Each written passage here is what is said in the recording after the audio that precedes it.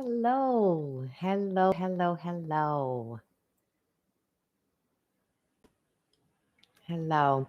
I am Kim Wade from Inner Gaze Yoga, as you know, and I just love working with people who are looking for not just physical alignment, but also the emotional realignment. I like to say I help people who help people, and I'm really genuinely glad that you're here.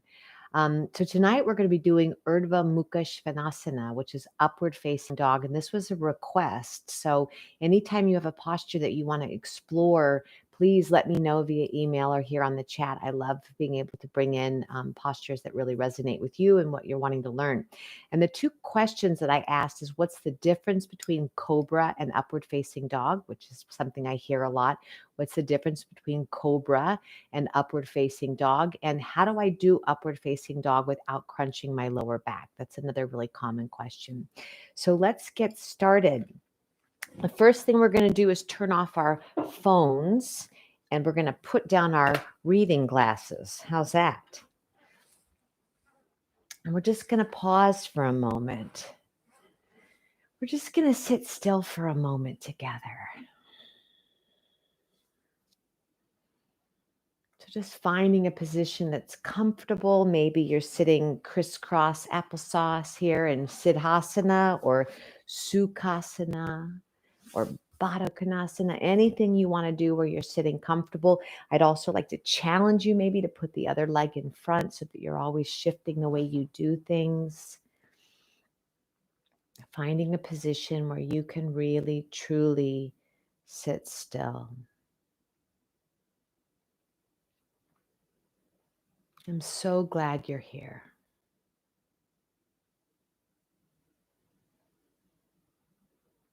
This is a 30-minute class. We'll do a quick little 30-minute class. Maybe it will leave you at the end where you want to do more and you'll stay on your yoga mat.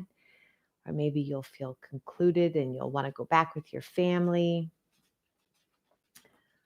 or back to the couch, or back with the dog. Just sit still for a moment.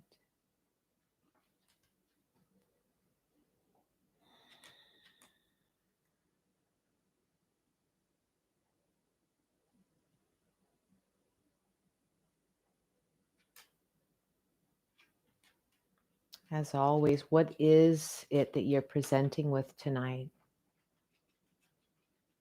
You're asking that first question, how am I? What's going on with me?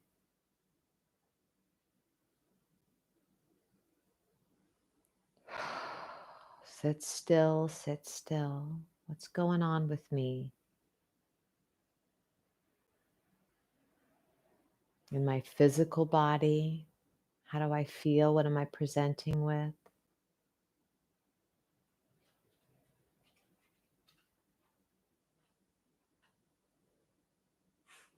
Where do I feel tight or sore or stiff or tight, squeezing or resisting?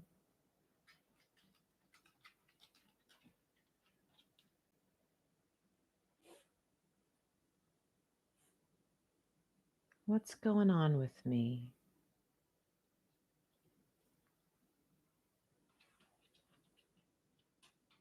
We're sitting very still, turning on that inner gaze.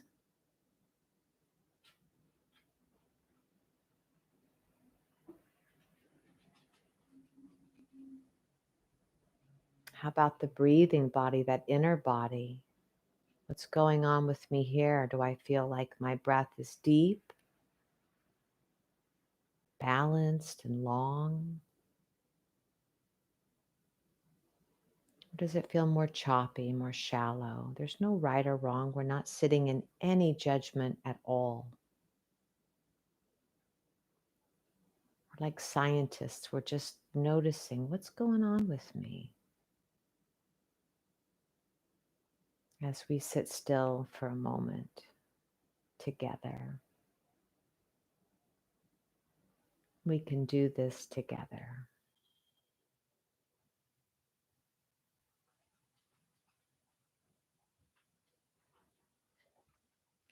Try to resist any desire to make a good breath or to change or fix anything. Remember, mindfulness is number one, what's going on with me? And number two, can I just be with it? What's going on with me? And can I just be with it? One more minute, please.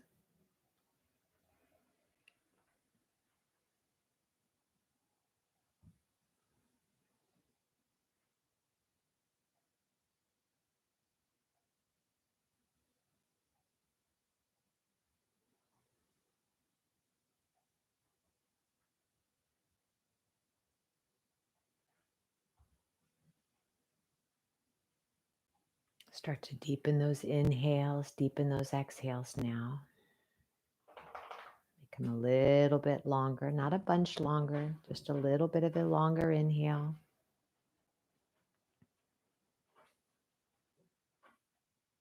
A little bit longer of an exhale.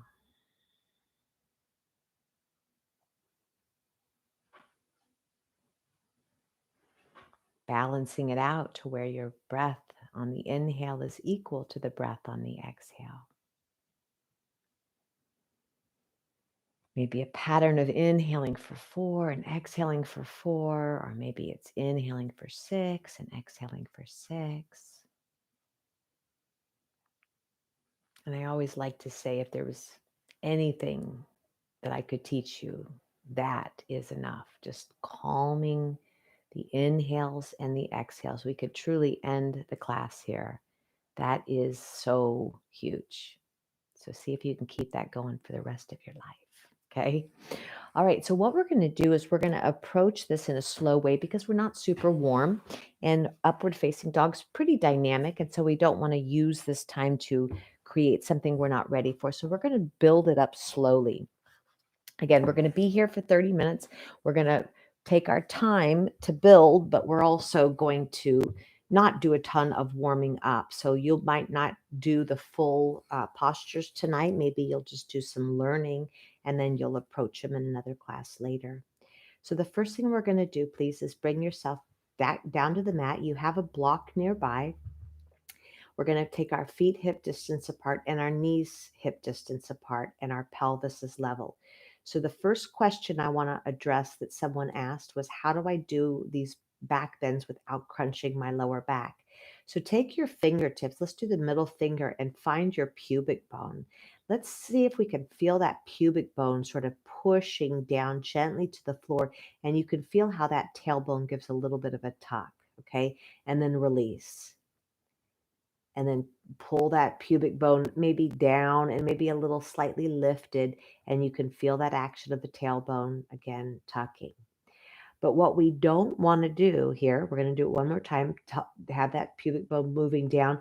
We don't want to start squeezing around the bottom, okay, around the glutes, because as soon as you start clenching there, you're tightening the lower back. And think about that. Here you are in a back bend when we do the other poses. And if you're clenching there while you're trying to back bend, that's really not very happy for the back. So we want to find a series of tone without clenched. So we're going to play here in bridge.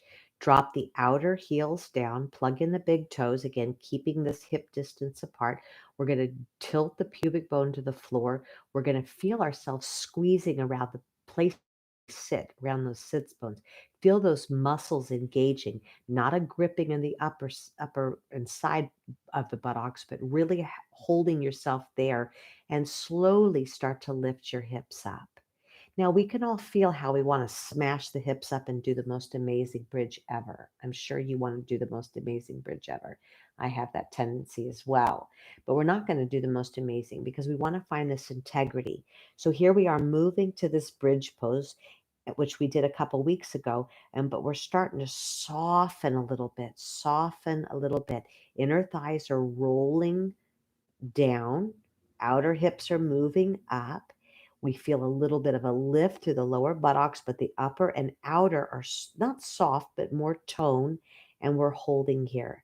So take your hands to the rim of your pelvis here, the top of the pelvis, and just encourage it to sort of tilt toward the ground as we reach that tailbone towards the knees.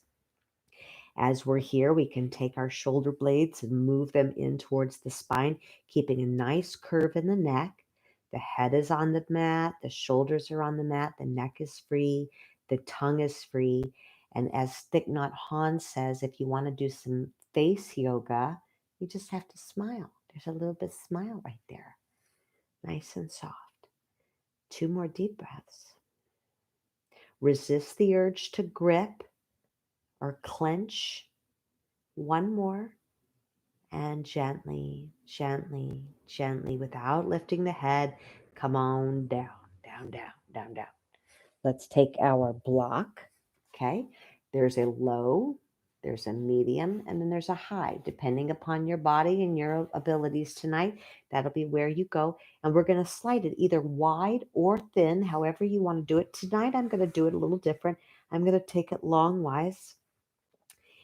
And we're going to put it right under our lower back, right under that sacrum, that triangular bone at the base.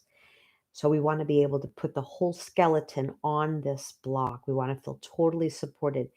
The outer hips and the thighs are not on the block, but that sacrum and the coccyx are definitely on it. And we're just going to drop our hands to the mat. And guess what? We're going to sit still for a moment. 8 deep breaths.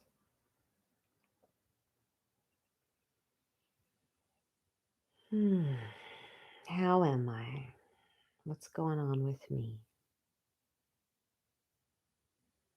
And can I just be with it?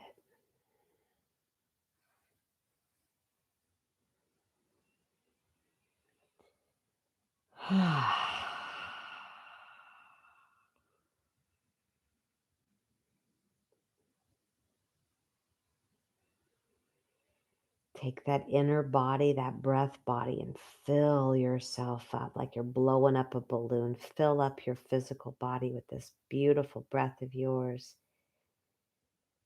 Can I just be with it?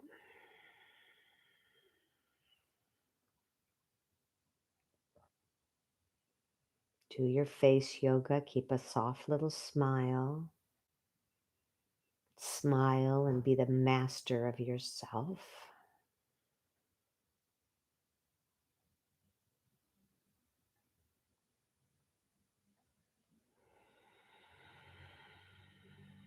And 2.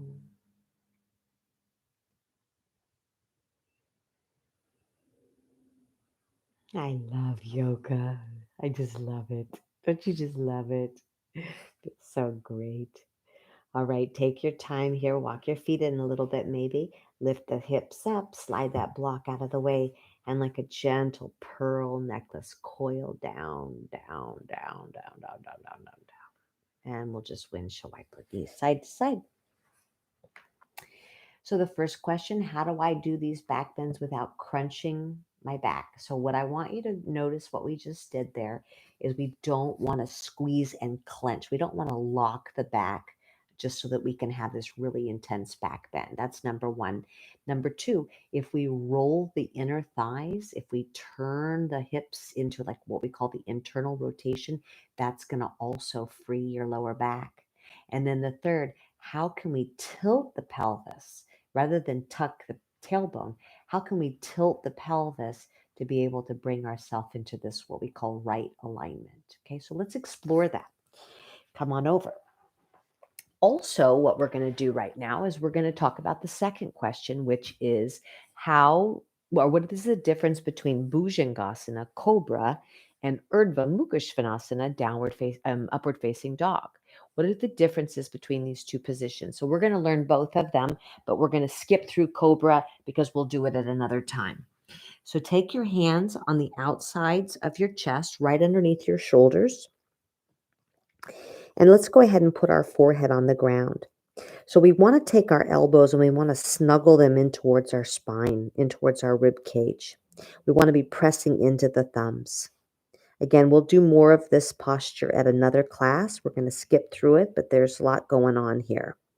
The first thing we want to notice is this lifting up through the sits bones and this tilting of the front rim of the pelvis up to the sky. On your inhale, Just lift up the heart a little bit and then exhale, put it down. Okay, so we're going to play with that a couple of times. Inhale, lift up, and then exhale, come down. Do that again and again and again. So one of my favorite teachers, Gary Crafso, he teaches therapeutic yoga, and he teaches this idea that if you go in and out of postures a few times, it sort of warms up the body and it lets your body know what you expect, right? We're building this very sacred relationship between our body, our mind, and our spirit, and we want our physical body to know that it can trust us. Right? I'm not going to put my body in a precarious position where it's going to get injured. And the more it can trust me, the more it's going to be more pliable for me. Okay. Okay. This time we're going to go ahead and lift up. Now we are pushing that pubic bone against the ground and we are tilting the top front rim of the pelvis towards the sky. You can feel how that starts to grip there, though. You can feel how it starts to clench. What would happen if you rolled those heels wider? Do you feel how it opens a little bit? We're going to go one more breath and then go ahead and relax and let everything shake out. Okay, here we go again. Inhale, pubic bone presses down, front rim of the pelvis lifts to the ceiling, and we're going to lift our chest. This one, we should and could be able to lift our hands. They're down there because it looks cool, but they're not pressing into the mat at all. It's all the strength of my back. Keep the idea that the heels are wide. And again, we'll do this pose in another time. We'll talk more about it and we'll go into different awarenesses about it. But for right now, I just want you to notice that middle body. I'm hugging around my sits bones. My inner thighs are rolling up. My pubic bone is pressing down and the front rim of my pelvis is moving to the sky, lifting my heart off the mat and not putting much weight in my hands. One more deep breath. Beautiful. Exhale, press those hands down and let's press ourselves up into hands and knees. Come on back, broken toe pose. Okay, so it's the pelvis. If I did this amazing back bend here, I could get a little crunchy, but if I find this lifting here and this lengthening here, it's going to put me where I want it to be. Okay, so here we go. Now, you've probably done the vinyasa yoga classes where this is part of what you do. Every time you do a sun salute or every time you do a vinyasa, you go through the cobra and or the upward facing dog. So they are you switch off as you're more of a beginner, you could do cobra, or as if you're taking it a little bit easier on the back bend, you would do a cobra, going a little bit more intense into athleticism and building upper body strength. It's upward facing dog. So I guess you could think of it more like an intermediate posture. But let me show you what I like to teach. So here we are in our hands and knees. We're in tabletop pose. Notice that my knees are right underneath my hips and my wrists are right underneath my shoulders. This is what makes it a tabletop because you could have like a little picnic here on my back, right? But if I slide my knees back a little bit and I tilt down a little bit, I'm coming into a level 1 of Urdhva Mukha Svanasana of upward facing dog. I'm not hips over knees. I'm leaning forward a little bit and then come on out and pause. This next time, I want you just to watch me and then I want you to do, okay? So here we are, tabletop, stepping my knees back a little bit. My inner thighs are rolling up, right? I'm leaning down. And then what a lot of people do is boom, they smash their pelvis down to the ground and then they turn their spines perpendicular to the floor. Wowza, is that tough on your lower back? So that's what we're not going to do. And that's what the question was. So we're going to play with it in a different way now. Here we go. Everybody joining in, hands and knees and then moving to level 1, upward facing dog. Go ahead and turn your toes underneath, curl your toes under, and I want you to press through the inner wrist, through the thumb, and challenge yourself to turn your heart forward. Notice though the pelvis, again, just like we've been talking about, the pubic bone is pulling back. The front rim of the pelvis is pulling back, even though gravity is taking it down. So I like to think of this as almost like you're milking the spine. Inner thighs are rolling up towards the sky. The glutes are toned but not clenched. And you're doing that master of yourself smile. One more deep breath and exhale. Pause. Come on down and sit in your Vajrasana where you're sitting on your ankles. Okay, so that's level 1.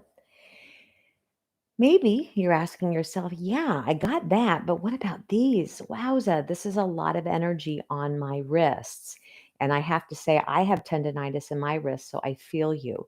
But correct alignment is going to help tremendously. So I do have tendonitis, but I can do handstands, I can do Vajrasana, I can do a lot of things with my hands, with my arms, because I have done so much focus on making sure my alignment is proper. So I want to take one little side road here just to make sure we've got the upper body where it wants to be. So let's come back to tabletop. And again, if I'm contradicting something that you've been taught or something you've read, everybody has their own style. You really have to find it on your own. Everybody has to find their own path. We're very, very unique. I'm telling you what my experience is and what my studies have been, and so are other yoga teachers, but you have to be your own inner wisdom, your own inner teacher, and find what works for you. So here's a couple of ideas. Here we are, tabletop. I can have my middle fingers looking forward, or I can slightly turn my fingers looking out, depending upon the shoulders. Okay, so you decide how that feels. You can have the hands shoulder distance apart, where it's about the width of your shoulders, or to keep the collarbones nice and wide, you could open a little bit. So you decide what you need. These are the eyes of the elbows. And so when you have your arms down, you can feel this little rotation. You can feel the alignment, challenging ourselves to keep those eyes of the elbows looking at each other and avoiding any kind of hyperextension. I know some of you kind of lock those elbows and it sort of moves in a bending here. Those of you who have that, you're not going to straighten the elbows. You're going to keep a soft bend. Okay. But most important for tendonitis, for wrist weakness, pressing through the L shape of the hand. Very important. So pressing through this side of the hand, 65% of the weight will be in the L shape. I like to remind folks you could lift your pinkies here. Not only that, though, there's a little pocket of air underneath your palm. So we have the arch to the foot, we have an arch to the palm. We want to double check. I like to think of it as like Spider-Man. You know, you're keeping those palms lifted up, or you could pretend you're a vacuum hose. I think pretending to be Spider-Man is a lot more fun than being a vacuum hose, but you do you, okay? So finding that now, finding those fingers spreading out, there's equal space between each and every finger, including the thumb. We're not winging that thumb out any more than anybody else. It's about even. We're pressing 65% of the weight into those L shape of the hand, the pointer finger and the thumb. We could lift our pinkies if we wanted to. There's a little pocket of air underneath the palm. And then we're going to turn the eyes of the elbows towards each other. And now here comes the most fun. Okay, here's the most fun part. And then your armpit, right? Imagine that there's a tennis ball right here behind your wrist, and your armpit is going to suck that tennis ball up like a party trick. Okay, so in other words, you want to be pulling the energy up, sucking the energy up. Not so much that we get a kyphotic curve here in our back. We still want to keep that flat back, but energetically, we want to be sucking the energy up. Walk those knees back this time. Lean those hips down again. Find that pubic bone tilting. Find that front rim tilting. Start to turn the heart towards the front of the wall in front of you. Your chin is parallel to the floor, and you're lifting those armpits. Some of you, without being super warm, this is a beautiful place to play. Those of you going to the full Urdhva Mukha Svanasana, you will take your knees up. Feet are hip distance apart. Thighs are lifted. Pubic bone is tilting back. Front rim of the pelvis is tilting back. Chin is parallel to the floor, and you're sucking up 5 deep breaths.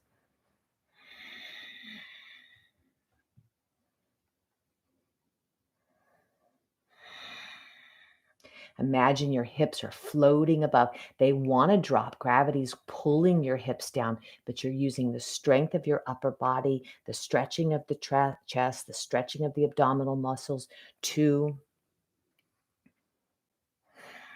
And beautiful. Knees coming down. Let's give our wrists a break by shifting ourselves into Balasana, child's pose. Beautiful counter.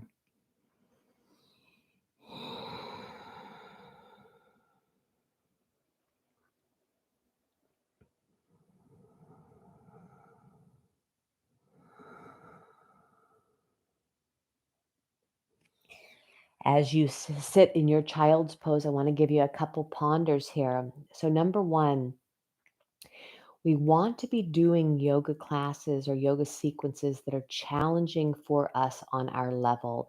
You don't want to only do the easy stuff because then you're never pushing up against what we call the yoga edge. You want to find a challenge. The challenge may be holding a yoga pose, even a restorative yoga pose for, 5 or 10 minutes where you get really antsy and you have to work around it. It may be working on your breathing when you were a heavy smoker or you have asthma or COPD, and watching your breath is challenging for you. So whatever the challenge is, maybe it's working with tendinitis, but you want to find a place where there's sensation but not pain. Using the yoga practice to see ourselves, to learn about ourselves, moving into a direction where we're using the yoga, not just performing it. All right, our last round here. So find a place where you're feeling a little bit, out of the comfort zone, but not beyond your level. That's the yoga edge we're looking for. So we're going to go all the way back down to the floor. And we're going to find that same alignment here in our Bhujangasana, our cobra. And then those of us who feel super strong are going to press right up into our push-up position, plank, and then into upward dog. Those of us who don't feel that super strong through the upper body today, you're going to shift through tabletop. So here we go. Go ahead and drop your chin, drop your forehead on the floor. Feel those elbows squeezing in. Feel the balance of the ribs, the balance of the shoulders. This is our last round here. Bhujangasana. Say it with me. Bhujangasana, Bhujangasana, Cobra. All right, here we go. Inhale, feel yourself lifting and squeezing the muscles around those sits bones, the bones you sit on. Feel yourself velcroing your pubic bone towards the floor, but tilting the front rim of your pelvis towards the sky. On the next inhale, take a big inhale, and on your exhale, peel the heart up. There's no weight in the hands at all. The neck is long. You're looking down. Drishti is straight down onto the mat. Those of you who want to, pressing 65% of the weight into the thumb and into the index finger, you're going to press straight up to plank or to tabletop. You're going to turn the eyes of the elbows towards each other. You're going to suck up those armpits. Really feel yourself floating. Nice plank pose. Feel those inner thighs rolling to the sky, heels sitting right over the toes, and keeping that lift, keeping that lift, keeping that lift. Start to turn yourself moving in a way that you can be accessible here. Again, you can bring your knees down if you need to. 5 breaths. Notice if you're gripping. Smile.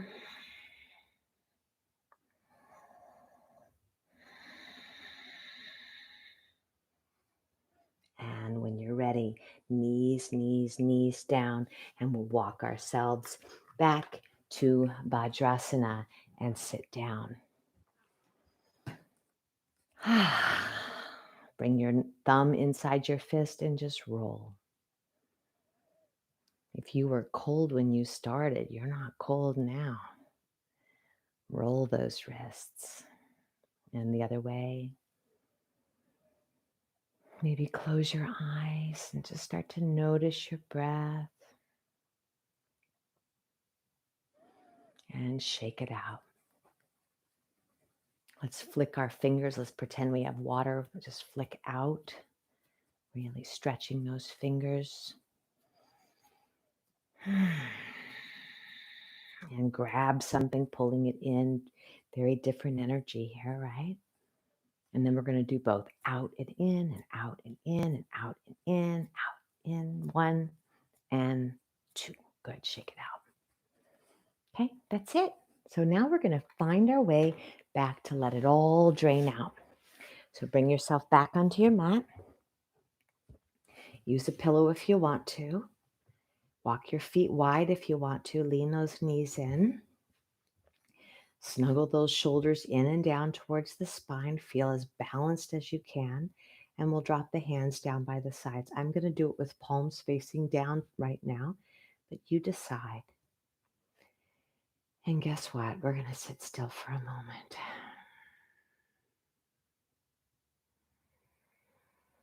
Sitting still for a moment together.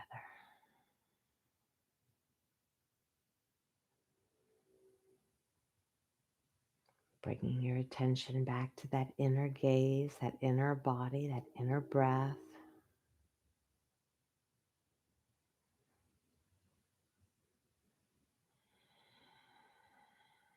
Letting the breath affect the physical body.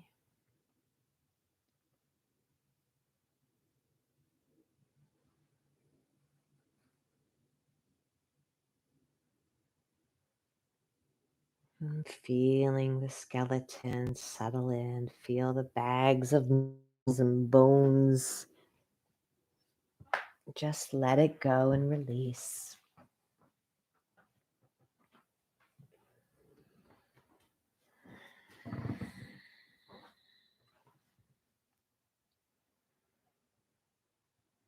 Maybe rolling your head from side to side, maybe giving yourself a little massage in your face and around your jaw. Maybe this is the beginning of your yoga practice. You'll continue moving and playing on the mat. Maybe you're done. You take a minute or 2 or 5 and you just let it all settle in. If you enjoyed this class, let me know by liking the video and hit subscribe to the channel. That way you get notified. As always, I love you being here. Let me know what you want to see more of and less of. And I hope you have a wonderful rest of your evening. Deep bows to you all. Namaste.